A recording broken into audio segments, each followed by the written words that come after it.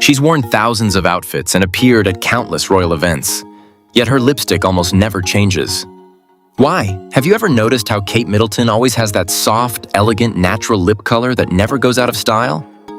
A big part of that timeless look comes from her lipstick choices. Kate is well known for using Bobbi Brown lipsticks, especially a shade called Sandwash Pink. It's a muted, dusty pink nude that enhances her natural lip color instead of overpowering it. That's why it works so beautifully for both daytime appearances and formal royal events. What makes this shade special is how effortless it looks. It's creamy, comfortable to wear, and gives that polished but very natural finish. Almost like your lips, just better. On some occasions, Kate adds a soft glow by layering a gloss on top. She's been seen using the Clarins Instant Light Natural Lip Perfector, which adds a gentle shine and a touch of pink shimmer without looking heavy or sticky. Overall, her lipstick style is all about balance. Neutral tones, subtle shine, and classic elegance.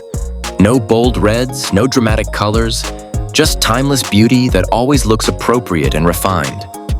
If you love clean, natural makeup and want a royal-inspired look you can wear every day, Kate Middleton's lipstick choices are definitely worth trying.